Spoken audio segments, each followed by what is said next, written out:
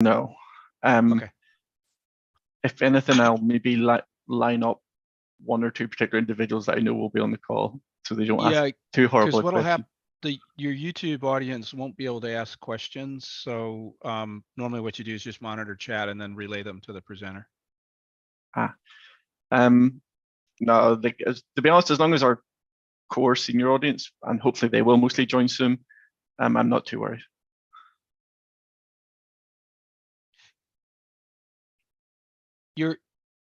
Okay, great. You're live on YouTube, by the way. Excellent. Yeah, Okay, so good I going. think we are entirely ready then.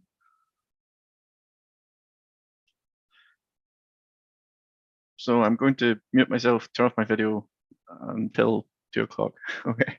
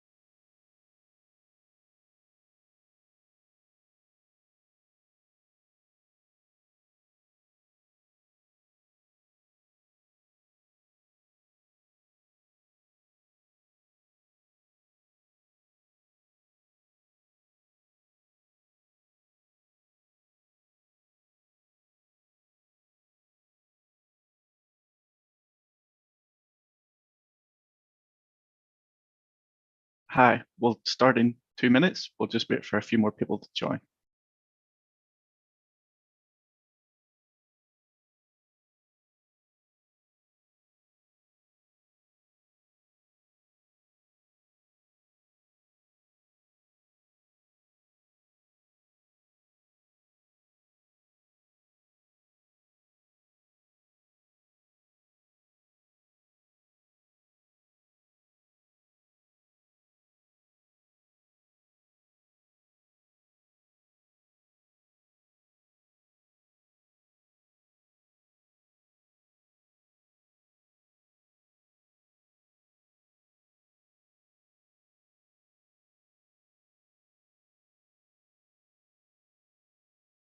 Hi, we're just going to give it 1 more minute and we'll start shortly.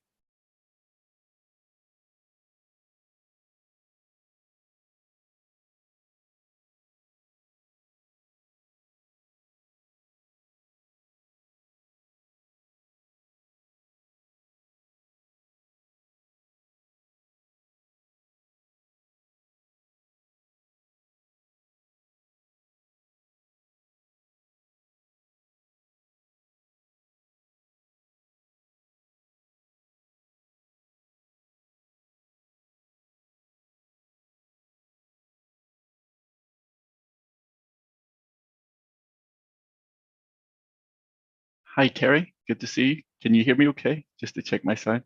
Hey Ryan, yeah, I can hear you. How are things? Very good. See, you're back in an office.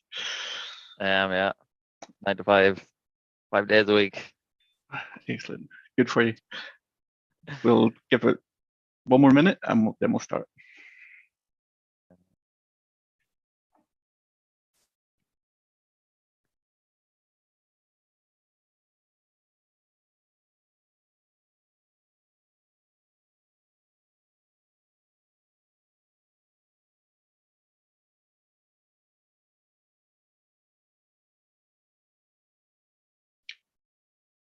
Okay, we'll begin. By the time someone joins, the more interesting presentations are than me speaking will be better anyway. I'm sure Peter and Terry are bored of listening to me ever. So yeah, thanks for joining. Today you're going to get to discover 5 amazing databases and what makes them unique.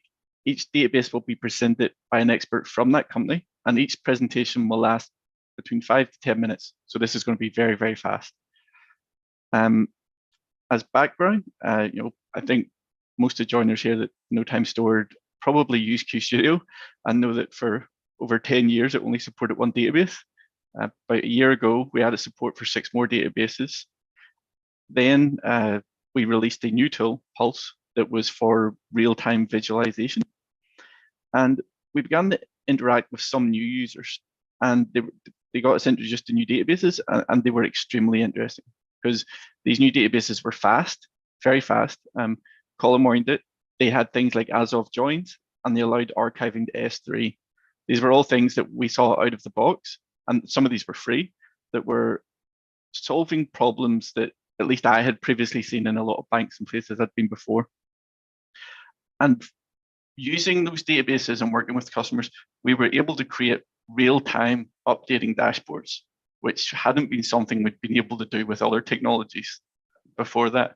So that's what was exciting to me. And as part of our work on Pulse, in August, we integrated 30 plus databases.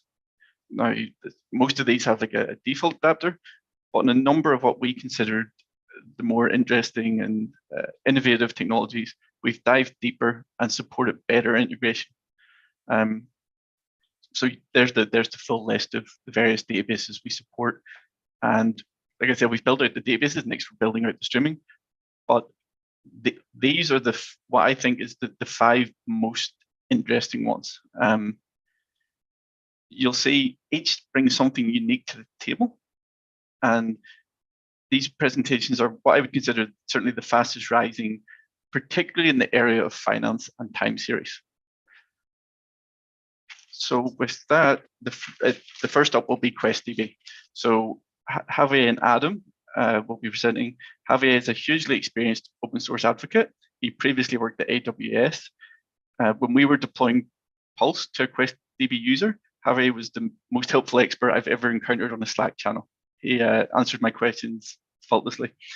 Adam is a senior software engineer at QuestDB, and Adam has previously worked in finance, including Bank of America and Morgan Stanley. So yeah, Javier, Adam, over to you guys. Let me stop sharing.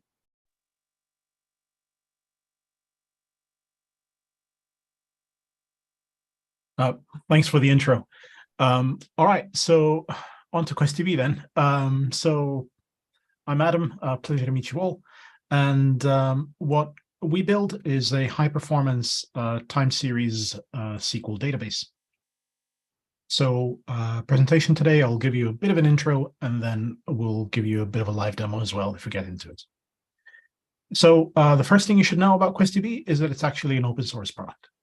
So the first code was started in 2014, and we have this year to date over 20,000 live instances, over 1 million downloads, and we've had a steady growth over time.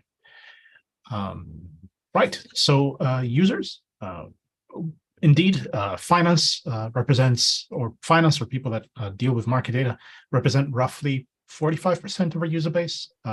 Most users come to us either from non-time series databases where they're looking for more performance, and a chunk of them come from KDB where they're just looking for the performance, but they're also looking for a slightly smoother developer experience.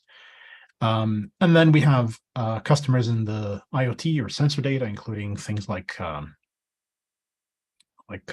rocket engine testing and random things like that. And then a chunk of our customers are either e-commerce or ads or things like that. So one thing to note about us as a team, we're a relatively small team, but most of us are actually from a finance background ourselves as engineers. So I've worked at Morgan Stanley and Bank of America and a few funds as well. And we also have people from other institutions and banks. And we, if you talk to us about your problems, we'll generally have the skills to actually understand you, which is always a bonus. Now I will move on over to the demo. And I mentioned the open source product. We also have a paid commercial product, and you get everything that you get in the open source product, plus a few extra features that tend to make sense in the context of a larger organization, such as role-based access control, the ability to replicate data, the ability to archive but still access less, maybe slightly older data. We refer to that as cold storage, and on-disk compression.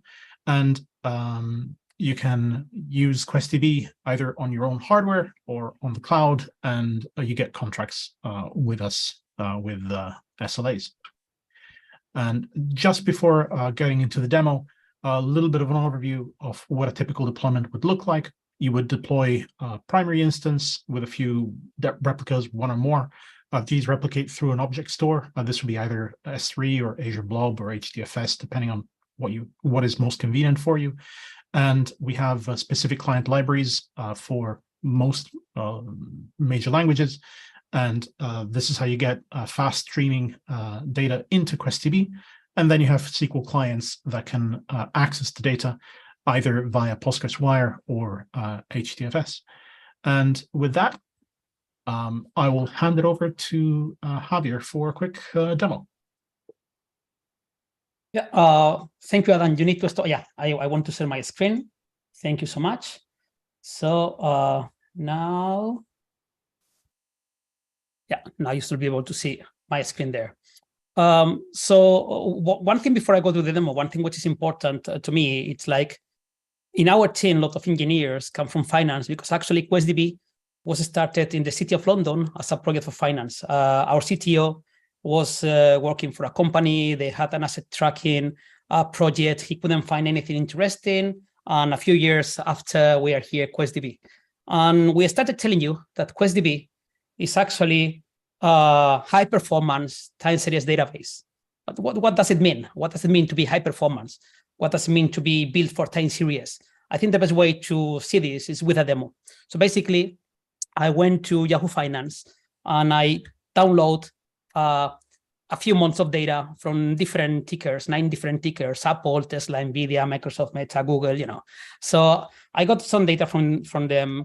The total I download, so a few months, is sort of 3 gigs of data, which is not huge, but it's already over 32 million rows, which is not too bad for the demo I want to do today. And if you take a look at this data, it's what you will expect. It's just like, you know, the timestamp, the ticker ID, the exchange, the type of trade, and the price, the volume, nothing too surprising here. So what I'm going to do, I'm going to take all this data and I'm going to be ingesting. I'm not going to be ingesting in bulk. We can also do that in QuestDB, but I'm going to be reading row after row, and I'm going to be sending from 9 different threads. I'm going to be streaming data in real time, okay, to simulate like now real-time ingestion. So first thing I need to do is, of course, to start QuestDB.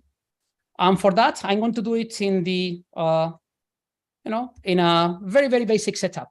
I'm going to start from Docker with the default configuration. Of course, you can fine-tune many parameters, memory, CPUs, how you pay, it's different things, but I'm going to go with the defaults, and it should be performant enough.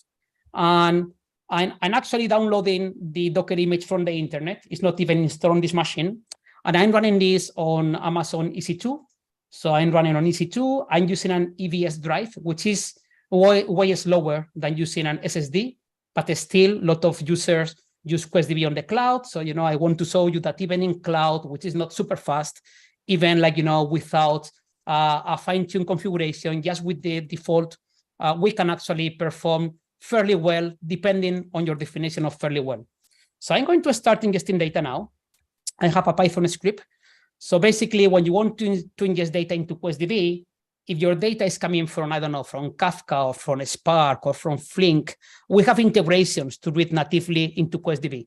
But if you want to do an integration yourself, we offer official clients in 7 languages, in Java, C and C++, .NET, Go, Rust, JavaScript, and Python. And, you know, using those languages, you only have to import our library. And we have a sender object, which is the one doing the heavy lifting here. And with the sender object, this is Python, but it looks virtually the same in all the languages. With the sender object, you basically send row after row of data into QuestDB for streaming data. You can also use the Postgres protocol for creating data or even for inserts, but you know, the official clients are faster for ingesting. And I saw here that the ingestion already finished. It took 20 seconds. So 20 seconds, let's see how much data I've ingested in 20 seconds. This is the shape of the table. So a timestamp, the ticker, the change, the quote type, the price, and the volume. And let me check. So I ingested 32 million rows in 20 seconds. If you do the math, it's not too bad. I mean, we can do faster. In our benchmarks, we've seen in a single instance over 4.3 million rows per second, but actually in this case, over 1 million per second, not too bad in this, like, you know, cloud machine with no fine tuning or anything. So this is the first thing. Ingestion is, you know, it's kind of fast. By the way, I have here an HTOP, so you can see the performance. I'm running this on a 16 CPUs machine. So you will see here at the bottom how the machine is suffering when I'm running different queries. So the first thing is like, okay, you can do select star. Yeah, it's not super impressive. I get it. We can do more things. We are a time series database. So one thing about time series is that here I have a lot of different data from different tickers and whatnot. So sometimes it's convenient to get only the latest result for a particular column or a group of columns. So in QuestDB, we have SQL, but with extensions. So basically we have this extension is latest on, which basically is going to give me the latest row, no aggregations, no anything, just the latest row, partition by ticker. I could be adding here different columns, and it will give me for each unit combination, it gives me a single row of data, which is quite convenient. Like, you know, it's a real row of data, just the latest one from here. And actually, it's not too bad. It's kind of fast because, you know, it's just reading the latest row from each. And I don't have to create any indexes. We don't do that. We don't have to work with indexes or anything like that. We work directly with the data sorted by time. Of course, one of the basic things you do when you are working with time series is just aggregating. So I can say how many trades I have per month, okay, or per 15 minutes interval, or per 2 seconds. And I don't know if you noticed, but I'm here running aggregations over 30 million rows in half a second, which is, again, not too bad. And we can take this concept a bit further away. For example, I want to do the volume weighted average in intervals of 15 minutes for the whole of August. And that's it. 300 milliseconds later, that's about that. Or in intervals of 1 hour, any interval you want. And again, quite fast considering what we are doing here. And then we support SQL, which means you can do joins, you can do complex queries. We have a specific temporal joins to join by approximate time. So basically here, what I'm doing, and with this I finish, I'm running a query. And by the way, you can see here the CPUs are not suffering at all, in which I join a table against itself to compare one row with each other and basically get the difference of the volume, intraday volume from one day to the other.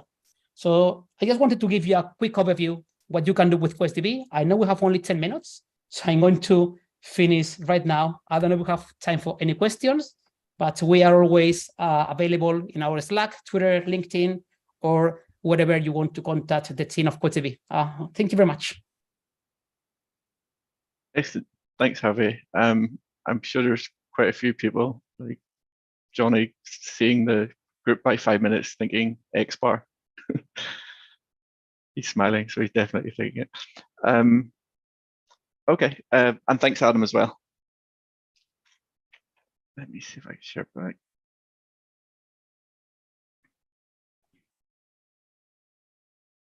So yeah, next up we have Yang Chun with DolphinDB.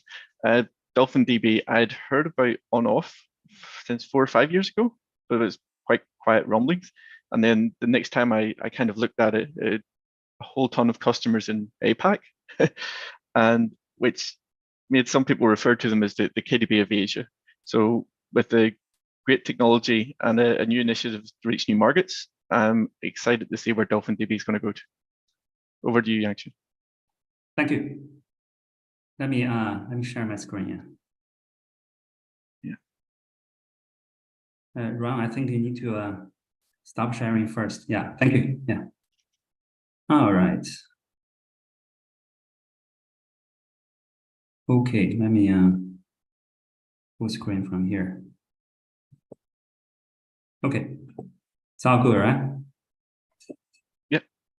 Okay, so good morning, good afternoon, good evening. Thank you all very much for dialing in. I would also like to thank Ryan and John at TimeStore for organizing this wonderful event. I'm very excited here to talk about DolphinDB today. So what is DolphinDB? First of all, DolphinDB is a high-performance time series database. DolphinDB also has a batch processing framework and a stream processing framework. And there is a fully featured programming language that is pretty much like SQL and Python, and we provide more than 1,500 built-in functions. So lastly, DolphinDB is developed by a team of Wall Street veterans and is purposely built for quant finance. Yeah. Right now, over 90% of our clients are in the financial sectors. So we have over 100 paying clients from the financial sector, mostly investment banks, hedge funds, and mutual funds. DolphinDB has been used in a lot of quant finance use cases, such as market data center, quant research, algo trading, market making, trading analysis, risk management, and the metrics platform. So next, I'm going to go over DolphinDB architecture very briefly. Yeah. So we have 3 types of nodes in DolphinDB cluster: controller, data node, and compute node.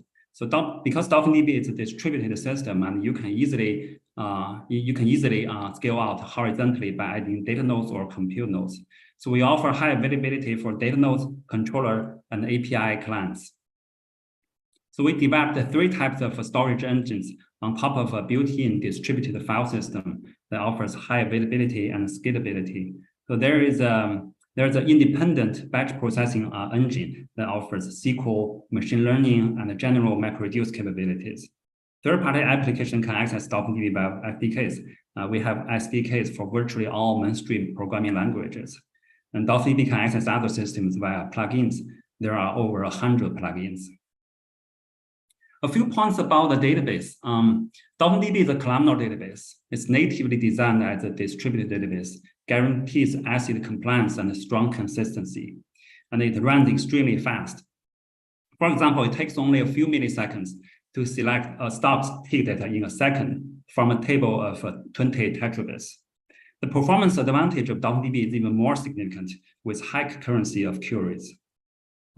Quite often, we need to do table joins on trace and quotes. We recommend storing trace and quotes in the same database. This way, trace and quotes use the same partitioning scheme so that the drawing can be conducted in parallel and is super fast. So a major advantage of DolphinDB is the in-database analytics. So the vast majority of quant finance analytics can be conducted in DolphinDB database directly. With tick data, in-database analytics can significantly improve the performance of batch jobs, such as factor calculations and backtesting.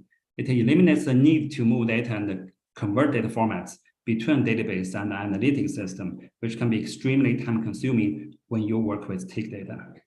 And DolphinDB SQL is compatible with ANSI SQL. We also have a few new SQL clauses to make SQL more expressive and more convenient. SQL queries can conduct automatic parallel and distributed computing, which are completely transparent to users. We have more than 1,500 built-in clients, built-in functions, and our clients love them. Many of them are frequently used in quant finance. For example, there are about 100 moving window functions. We have ASM join and window join functions.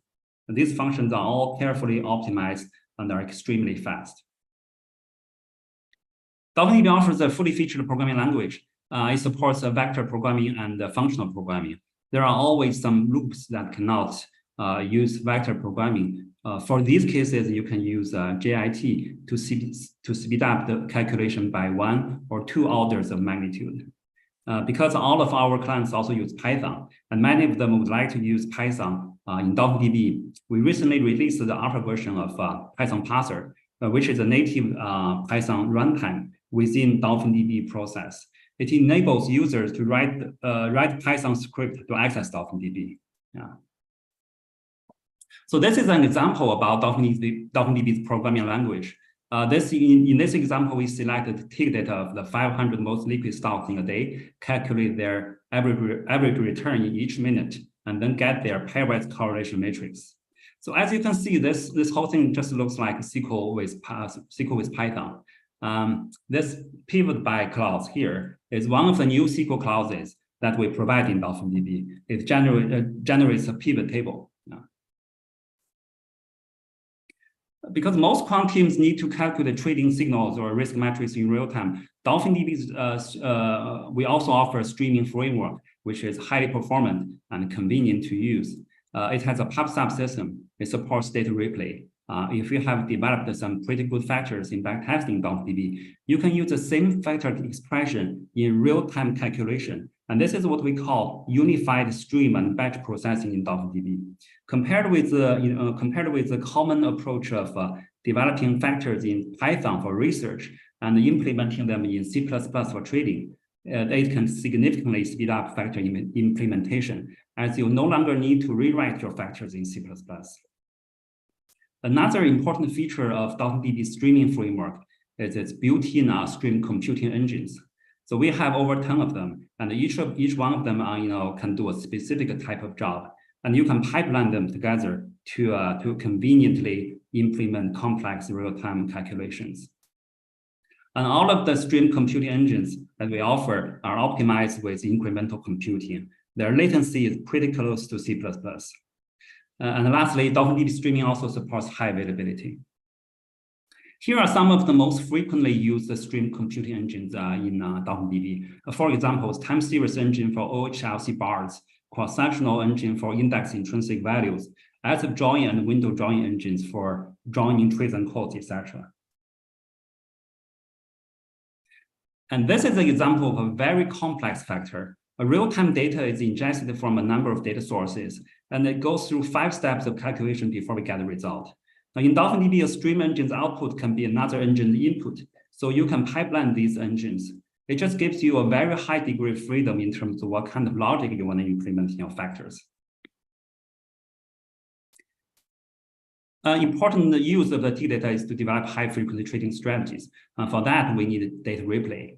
In DolphinDB, you can replay data using SQL statements to specify data sources. It's very efficient as there is no need to move data around. You can also replay multiple data sources with different schemas, such as trace and quotes, into one table. At DolphinDB, most of our clients are in the quant finance space, so we came across a lot of quant finance specific problems. Now, this is an example about what we did to address such a problem. We all know TIG data is large, but factored data can be even larger. As for each security and each timestamp, there might be hundreds or thousands of factors. So when we use these factors, most likely we use them in a white table format. So the common practice is to store these factors in a white table format.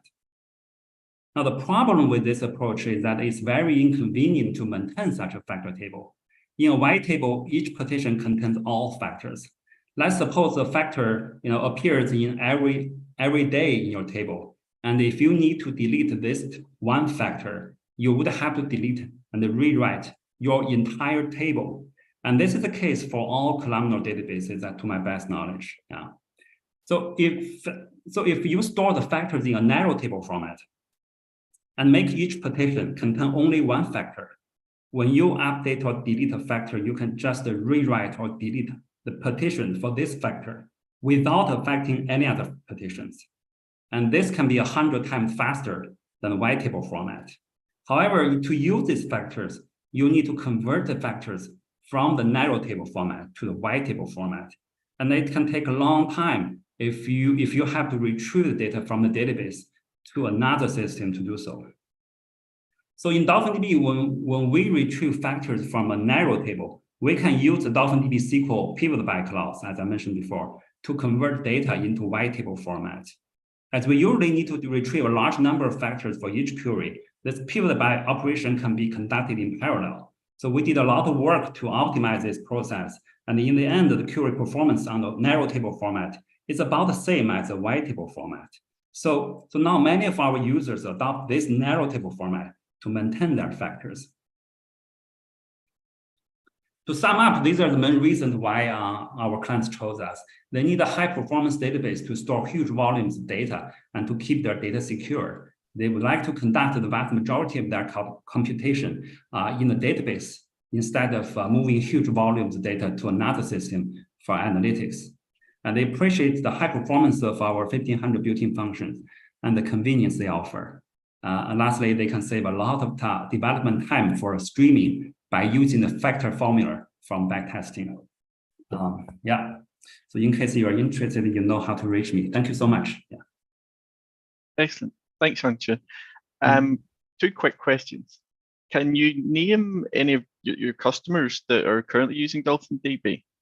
Yeah, they include like most of the major brokerage firms in mainland China, and some in Taiwan and Hong Kong, and and the hedge funds all over the places, like in China, in Hong Kong, and Australia and the UK. Yeah. And if someone wants to get started, can they download a version of DolphinDB from your website? Absolutely, yeah. We have a community version for free and also enterprise version. Yeah. Excellent. Thank you. Thanks, Hangzhu. You're right. Yeah. Okay. Next up, we have definitely the most widely used database shown today. I think I first saw this database in 2019 when it was the first database other than KDB that I know of, though maybe Robert will correct me, to have an as of join. Since then, it's been deployed heavily at many tech and big advertising firms and some banks. I know Deutsche Bank have used it for their market data platform. It is ClickHouse. Presenting today is the CEO of Altinity, Robert Hodges. Robert has been a hacker and working on databases since 1973. He was CEO of Continuant and he was a senior staff engineer at VMware. So he's got a wealth of experience. Over to you, Robert. A quick sound check. Can you hear me okay and see the slides? Yep. Okay, excellent. Thank you very much. Yeah, like the previous presenter, I'd like to thank Time Stored for putting this event on. It's a pleasure to be here. And now I'm going to jump in because I've only got 10 minutes and I'll try to use even fewer.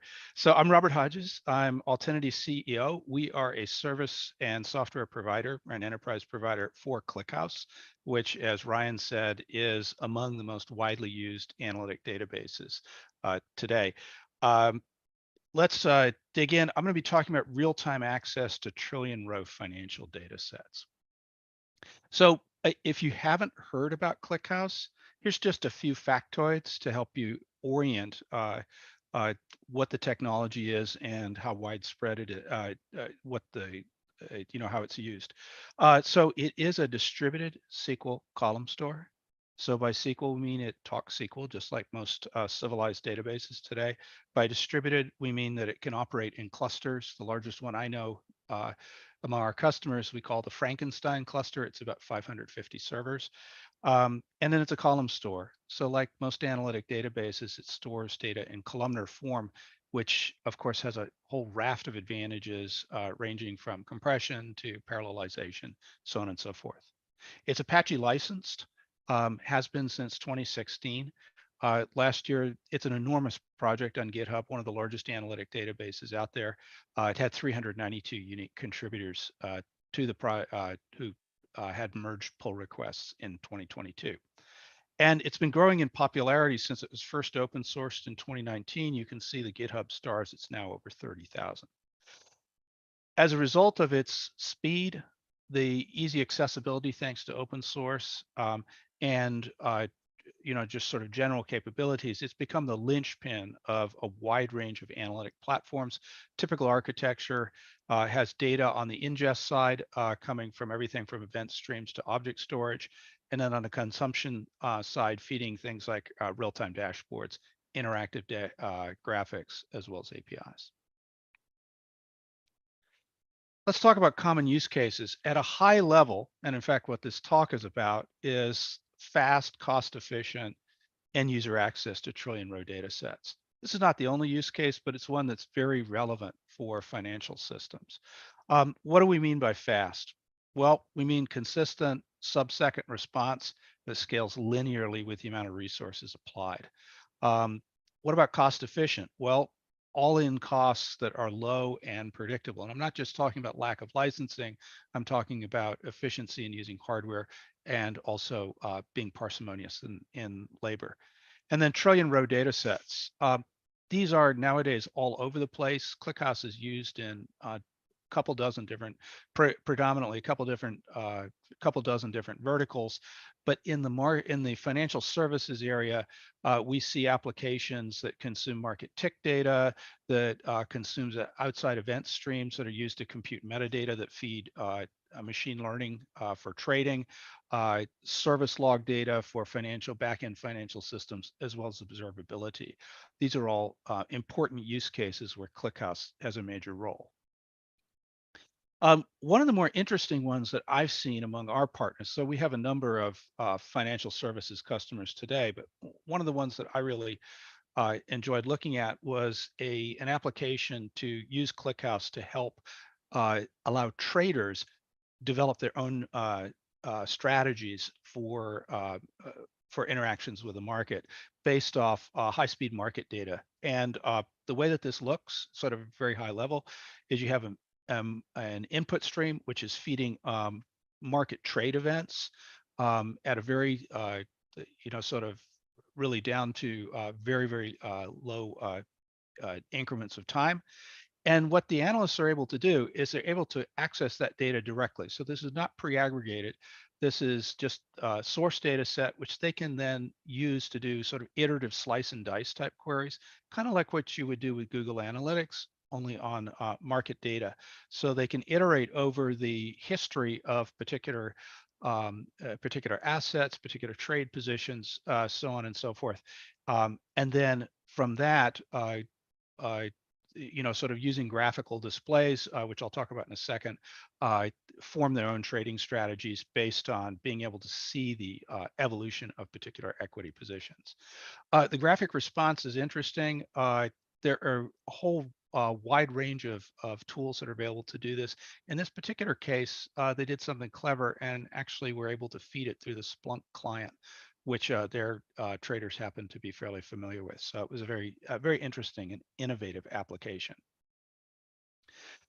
What's the architecture that allows this to happen? So ClickHouse originally was developed as a shared nothing database, very similar to Vertica.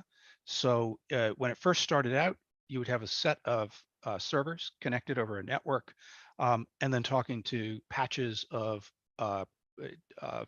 storage on block devices. That has since evolved considerably to also include S3 compatible object storage, and the architecture is moving now to fully separated storage and compute. This is something that's happening over a period of years.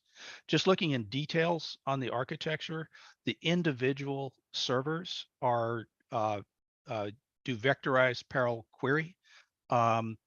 They are very parsimonious in the use of storage as well as IO as well as compute. At the network level, ClickHouse supports replication, sharding, as well as distributed query across nodes. The particular, as we look at the S3 compatible storage, that can be used to back tables, but it's also now an important data source to read directly, for example, Parquet. This is something that ClickHouse has the capabilities are evolving rapidly. And in fact, query off Parquet is converging on the speed of native tables. Still work to be done, but moving very quickly in that direction. And then finally, in the ClickHouse architecture, if you run clusters, you will have a Zookeeper, or there's a native equivalent that ClickHouse supports called ClickHouse Keeper, but this is to preserve consensus and to manage replication between database servers. So digging down a little bit more deeply into the storage architecture, as I mentioned, this is a columnar database. The workhorse table is called merge tree. It has a number of variants. ClickHouse has a very creative and broad set of table engines that define different ways of managing and accessing data. So the merge tree table engine is by far the most popular for big data. And this particular storage type divides tables into parts. This is common in analytic databases. They're often ordered by time. ClickHouse has very powerful and very complete support for time series data. And then if you look within the individual parts, you will find that they are indexed. So there's a sparse index, which you can is designed to fit in memory, even for very large data sets. That allows direct access to blocks of data. The data themselves are columnar, as I mentioned. They are sorted and highly compressed. Compression rates can, in extreme cases, can be up to 1,000 to 1, but for the most part, you get things on the order, without doing anything, you can get 70 or 80% compression. And then there are skip indexes, which allow us to knock out blocks and avoid having to read data that doesn't contain things we're interested in. In general, ClickHouse is extremely parsimonious in the way that it performs I/O. And I can show you a pretty good example of that. If you ask, well, what kind of storage should I use, which is fastest? And with ClickHouse, the answer is pretty much, well, all of them. So this is an example of a benchmark test. It's called ClickBench that I ran recently on different test rigs in Amazon. You can see them on the left. So using NVMe SSD, EBS, in this case GP3, with provisioned IOPS, and then S3. And you can see across this set of queries, which were ranged from relatively short, sort of on the order of a few milliseconds, all the way up to about 10 milliseconds, you can see essentially equivalent performance across all storage types. There's a variety of reasons for this. ClickHouse is extremely sophisticated in its use of caches. It's also very good at identifying data that does not need to be read. And then for cases where we do have to read it, there are very high levels of compression. So we typically reduce the number of blocks that we need to read at some cost of then decompressing it later. But that far and away outweighs the difference in in I/O. So one of the things about ClickHouse that's really interesting is that it's extremely portable. It can literally run on an Android phone. There was a demonstration of that a few years back. But the most common ways that it's run in financial services are on racked equipment. We've seen it run on, for example, on clustered file systems in what amounts to an HPC environment. It runs extremely well on Kubernetes. This is something where our company has done a lot of work, and probably at this point, about half our customers run on Kubernetes using the ClickHouse operator, which we wrote. ClickHouse, because it's a single binary, is actually very cloud native friendly, we would say, and runs very well in containerized environments. And then finally, it runs great on cloud VMs. The Frankenstein cluster, which I mentioned a little bit earlier, runs on Amazon on just regularly provisioned VMs. Another thing about ClickHouse is being fully open source. It's Apache licensed.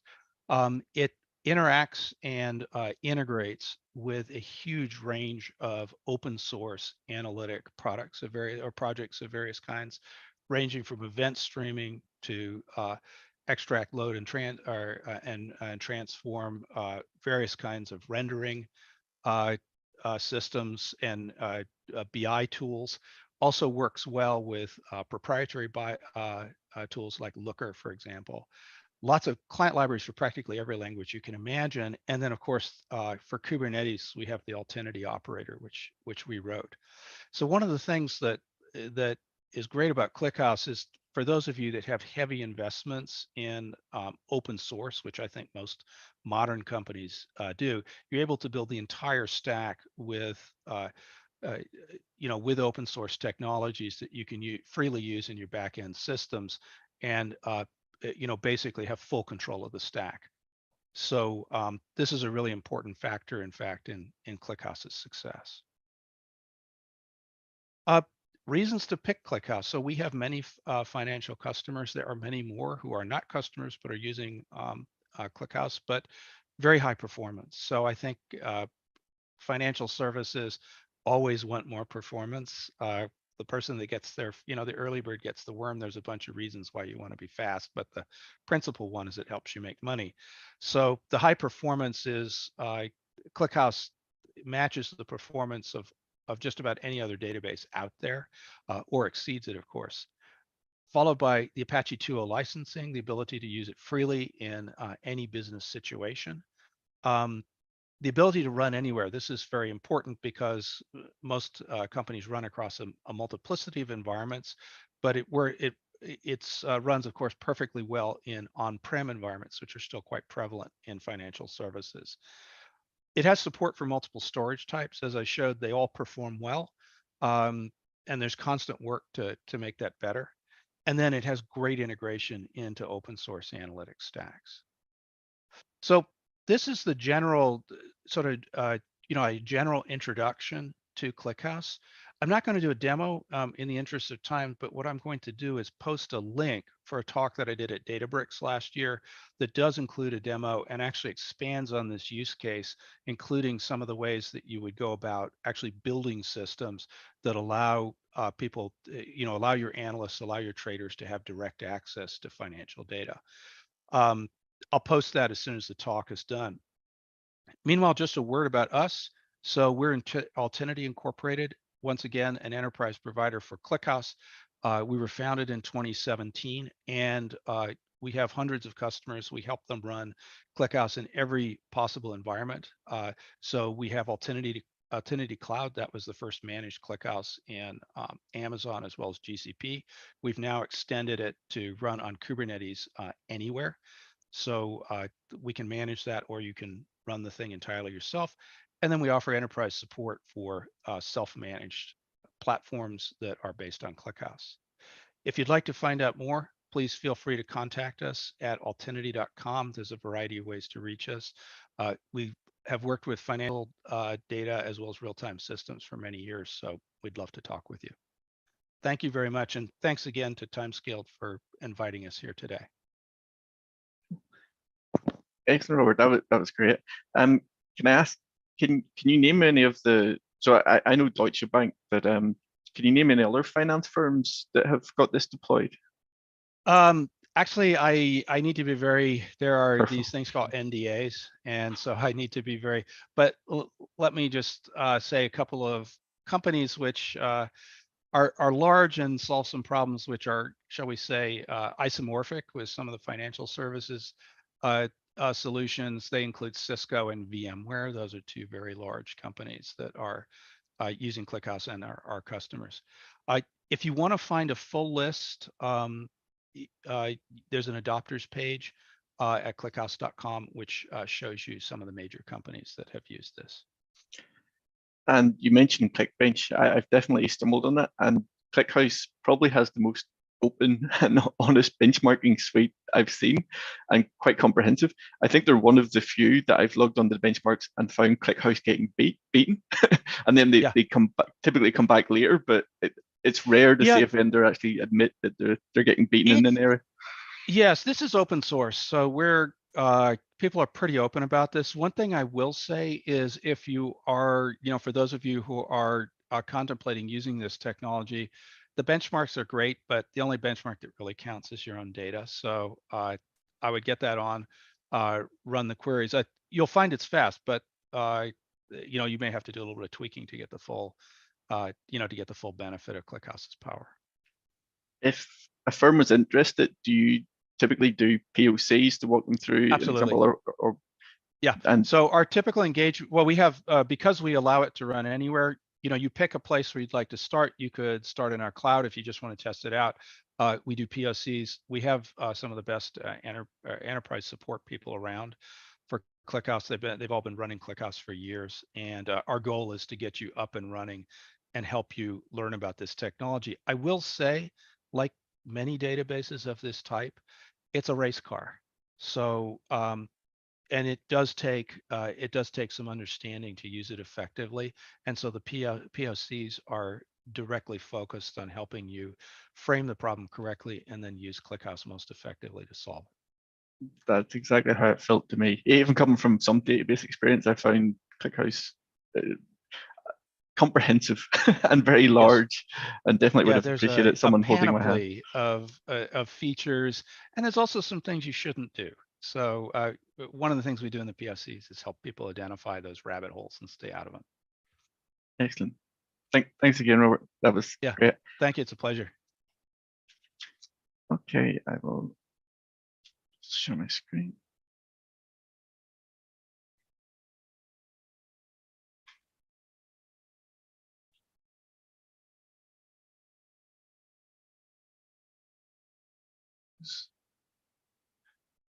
Robert, can you see my screen okay? Yes. Yeah, so QuestDB, ClickHouse, to those of you that have QStudio, if it's at all a recent version, it will just work.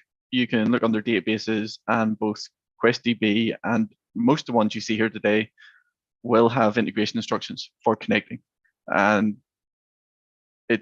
I know for sure it works with ClickHouse, the cloud versions as well, but you may bump into some SSL issues with that, and we're very happy to resolve them if you do get stuck. Because, like I said, we added this in August, and there's a lot of config for connecting that can be quite different. So we are still developing it. Similarly, Pulse, if you look under integrations, you'll see, for QuestDB and the other ones, there are demos, and they show how to connect and demonstrate.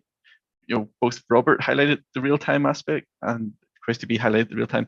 And certainly what I can say that we found was, you can see that graph is updating in real time and ticking along. 8-9 years ago, when we were working with QStudio, there were not many other databases that were doing that. They were extremely slow. Okay, so everybody. That was QuestDB, DolphinDB, and ClickHouse. Next up, we have Time Plus. Michael, are you there? Yes, sir, I am. Excellent. So Time Plus is the newest, and it seems to be moving and changing direction so fast, I can't keep up with what it's doing. To me, what was most interesting about this was the integration and the unified platform, where you seem to be looking at the whole problem of streaming the database, even all the way to the UI. actually, one thing I should have mentioned at the start for people on the call, we were not paid in any way by these vendors, as you may typically find in some of these calls. We're trying to remain absolutely neutral because currently Pulse is our focus. Time Plus, for example, does not even work with Pulse, so we're as neutral as possible. I was just excited by the platform because of the unified nature. So I'm interested to see what you're now doing. With that, over to Michael. Sure. That's a great setup. I'll just wait to start sharing. It's actually, Ryan, you put me in a great place after Quest and Dolphin and ClickHouse. And I took some notes just to kind of say, where does Time Plus fit within what you've already seen? So we're open and cloud-based, very much like QuestDB. So we've got a data engineering UI. Like Dolphin, we are addressing that kind of combined, like Brian said, the stream and batch processing. Ryan, if you could stop sharing, I'll share mine. And then ClickHouse, we are very much like Apache 2.0, SQL-based, and a columnar store. And we also have some more detail I'll get to in just a bit. But so I'll dive right into my presentation. I'm going to step back a little bit from kind of the specifics and just go into the common data architectures that we've seen. I won't spend too much time on this because I know we're a little bit over. Talk about some of the open source building blocks that are out there now that we're seeing a lot in the market, and then kind of where Time Plus fits in. Very much what Ryan was just saying. So, I mean, this is the classic, data warehousing, batch processing, loading up an OLAP server to get to a point where you can have some sort of analytics, right? This is what we've seen for 40 years. Raw data sources come into a transactional database that gets batch processed into a data lake or data warehouse for OLAP processing. And recently there's been some of these hyper translytic analytic platforms that come in. This is the pattern that we see most often though, where you've got a stream processor loading up data as it arrives and putting that into a table. This is very much that Beam architecture, Flink architecture, where you've got unified access to data from SQL that happens to be data in motion and data at rest. And then you put that back out to a stream processing platform, put that into some system that a UI can take a look at. So I'm going to, again, not talk about Time Plus, just talking about open source architectures and fill in the blank for these kind of blocks with any of the proprietary vendors who might be out there. So you might have a market data LP or something where you're loading into an event stream. Kafka is a logo there because it's becoming more and more popular. Insert your favorite event stream processing platform. And then you have a stream processor. This would be, oftentimes you see Flink coming in, so that's the logo there. And then it goes back to the event stream platform out to some sort of data warehouse, data lake, or OLAP system. So you got Druid, Pinot, ClickHouse, and Iceberg as a format. So that's a pattern we see quite often. That's a reference architecture. And what Ryan mentioned is what Time Plus brings is kind of which parts do I circle and put into one box. So you've got a one-stop shop. What we looked at was the stream processor and the kind of OLAP system are isolated. And oftentimes these arrows are accurate and you're essentially just writing only, going from something that you're working with in real time back out to the stream platform over to some storage unit. And you can't leverage the historical insights you've got from your historical data store in the stream processor itself. The analytic client is pretty much accessing data from here. Pulse and others are able to kind of plug into places to see the data come more live, but this becomes kind of a gap, a stream store gap, where any kind of access that is hybrid, any kind of unified access is flipping between different tools when it comes to scale. And you're also not easily querying it just from one language like SQL. So you've got these real-time analytic tools that are kind of customized for this. They're not necessarily talking over on the left-hand side here. And the question becomes, well, can I take all of this section here and kind of put it into one box? So can I simply take all of the streaming processing, all of the OLAP, and get it into one place where I can visualize everything? Very much like this little example here where I can see things moving with simply one query. I'll go more into that in just a bit. Stepping back one little bit more, this is looking at stream processing over the last 30 years or so. So you've got the first generation, a lot of this came out of academia. You've got the second wave, second generation, where a lot of this was vendor or large companies that like LinkedIn and others that needed to create something and then open sourced it. So you see a lot of the increased scalability. You see a lot of being able to use Stream SQL as opposed to proprietary languages, et cetera. You can fill in here Flink and Beam and Samza and the stuff that came out of Google and everything else. And then finally, you see the kind of this third generation, which is the best of both worlds. Like Ryan said, all of it in one box, right? So you've got that coming into play, especially when more hardware is coming on, and this kind of increase of data that we've seen for a long time. So now on to Time Plus. So this is kind of the vision that we've got, the ability for data to come from wherever, stream into one place where you can then do SQL-based analytics across live data, historical data, essentially seamlessly. And the way we do that is our open source Proton core. So like I mentioned before, we are open sourced, open core as well. That project is called Proton. And we have a stream storage unit, and we have historical storage, which is based on ClickHouse. So everything you saw Robert present, to a certain extent, comes into play here. So the kind of high performance scalability that is built into our platform, and we've kind of circled all of that with a larger platform for analytics and streaming data.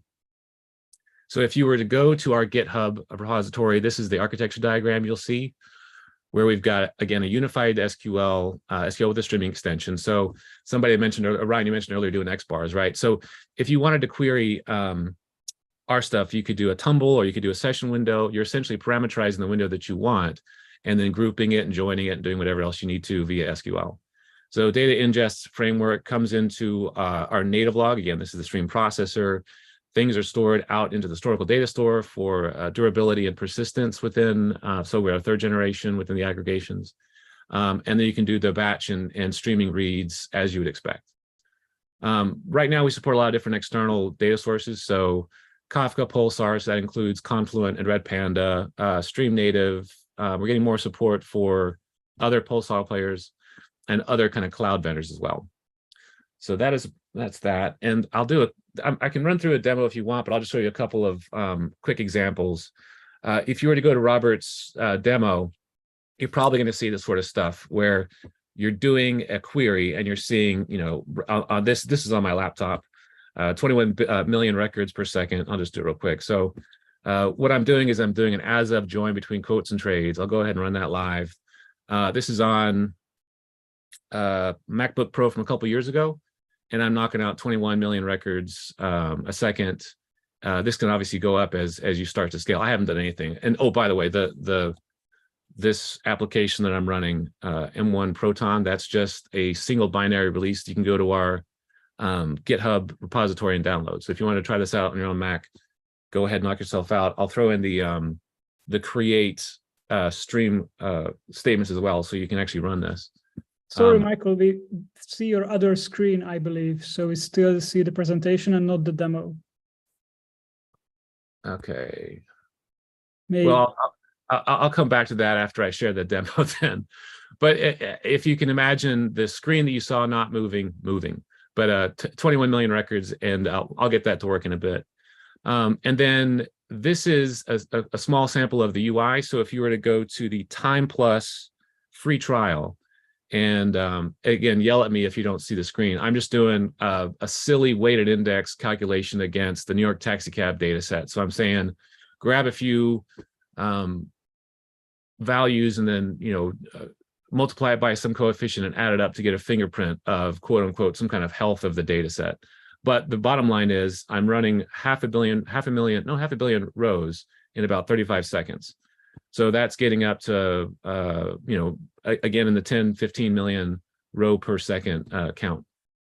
Last thing I'll show before I think I hit my time, we do have this UI where if I look on the left here, right, I can create new data ingest pipelines. I can run arbitrary queries and visualize them on a scratch pad.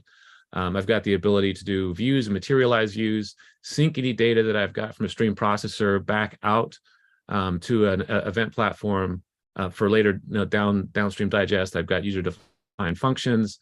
Dashboarding, I can create something here where tables and graphs and geomaps and everything else, I can visualize the data. I can see the data lineage. So you can imagine if you wanted to see how the data went from point A to point B, what calculations were done, what SQL queries ran against which stream when. You can do that, or the lineage against the materialized view, and then alerting as well. So I hit my time, but I can, if I've got a little bit, I can show you more. Sorry, Michael, we're going to have to. Thanks for that extremely quick and covering a very wide area. It's entirely my fault that we've overrun. I mustn't be able to add minutes together.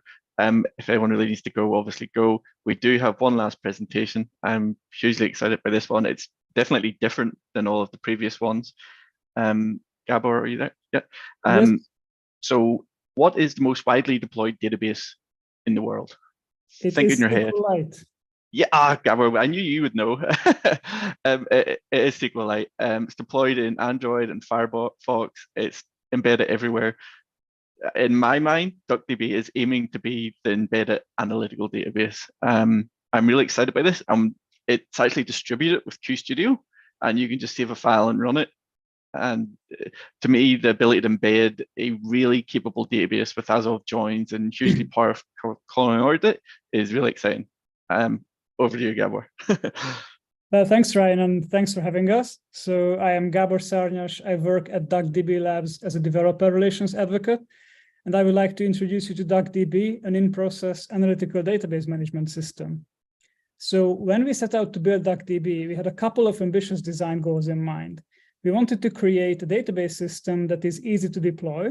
It can be ported to just about anywhere while maintaining the performance of a data warehouse. And to achieve these ambitious design goals, we opted for an unusual architecture, which is the in-process deployment model. See, most databases use the client-server setup. So on the left, you see the client application, which can be implemented, say, in Python, and on the right, we have the database server. And setting this up is a bit tedious. You have to configure the database, you have to continuously operate it, then you have to authenticate with the client and address the database. And even after you have done all this, you have the client protocol. And that is a big bottleneck. You have to transfer the data back and forth over the network between the client and the database. So what DuckDB does is that it takes the database and it brings it into the client application as an in-process setup. You can see that this greatly simplifies the setup. We have no configuration for the server, no authentication for the client, and there is no client protocol to act as a bottleneck. And similarly to SQLite, we can just have a single file format that contains all your tables, and it's very easy to pass around. So we ended up in a category of our own, where we have an in-process deployment model similarly to the SQLite system, but we have an analytical column-oriented storage and query execution engine like Vertica, Snowflake, and other data warehouse systems. DuckDB is extremely portable. This is partly thanks to the in-process deployment model, but also thanks to our philosophy that we do not use external dependencies for DuckDB. You can think of a language, and DuckDB likely has a client for it. So you can run it in the command line, in Python, and in R, also in Julia, Java, and Rust. We can be run on Linux, macOS, and Windows, so all major operating systems, and even in web browsers, thanks to WebAssembly.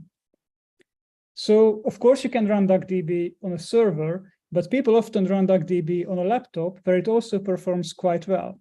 And this is thanks to recent innovations in laptops. We usually say to our customers that your laptop is much faster than you think. Modern laptops have fast disks, they have 8 or more CPU cores, and they have a decent amount of memory.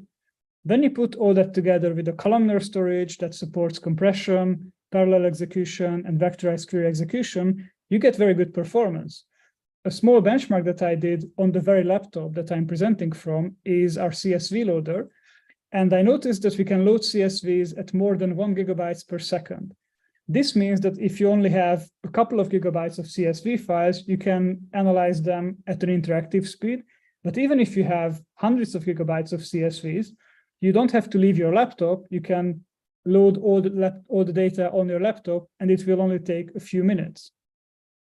Of course, it wouldn't be worth much if it wouldn't be a feature-rich system. So DuckDB ensures that you can read and write many formats. We obviously support the CSV format, but also Parquet, Iceberg, and JSON.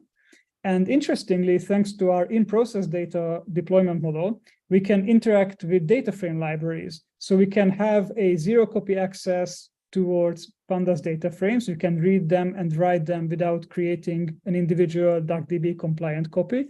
We can export to NumPy, and we can also interact with dplyr data frames. On the query language side, we support standard SQL. We support the PostgreSQL dialect with all the usual bells and whistles, including data definition and data manipulation. We have very efficient support for optimizing subqueries, and we do window functions. Most importantly, probably for this audience, we do pivoting and unpivoting for tables and as-of joins. Pivoting and unpivoting is fairly well understood here. We can, similarly to Excel and other data frame libraries, move efficiently between wide and narrow table representations. As-of joins are a bit less well known for general audiences, so I created an example here. We have a stock ticker on the left that reports the stock price at every hour, and we have holdings on the right that have the number of shares held at any given time, which are shifted by half an hour. And as-of joins allow us to do fuzzy temporal lookups, answering the question, what is the price of this stock as of this given time? And DuckDB makes this very simple. We can use an as-of join construct in the from clause of the query, and it can answer the query quite efficiently and with a very short, concise syntax. DuckDB integrates with many other systems. We can read from MySQL, PostgreSQL, and SQLite, and we support a number of protocols, including HTTP, AWS S3, Google Cloud Storage, and so on. There are a couple of organizations around DuckDB. So DuckDB itself is an open source project that is distributed under the MIT license. So you are free to take it, free to build it into your own system. And there is DuckDB Labs, which provides commercial support for the DuckDB product. We do not have separate enterprise and community pieces of software. The only difference is that if you contract DuckDB Labs, you will receive priority support for your issues, and we can help you with custom developments. If you found it interesting, let's stay in touch. We have Discord, Twitter, or X, and also our website. And I'm, of course, happy to answer any questions that you may have. Thanks, Gabor. I appreciate we've ran late. Before people head off, I would like to say thanks, Michael, Robert, Javier, Yangchun, Adam, and Gabor again. I know it's a lot of work to prepare for these presentations, and I, for one, and sure the other guys, are very thankful for the work that you put into it. I found it hugely interesting, if very intense, having over an hour of databases. And thanks to everyone else for turning up. That is it done. We will stay on a few minutes after this for questions, and I will turn off the various live streams and stuff. But yeah, thanks. Ryan, thanks everyone. Cheers. Thanks, Ryan, and thanks everyone. That was great.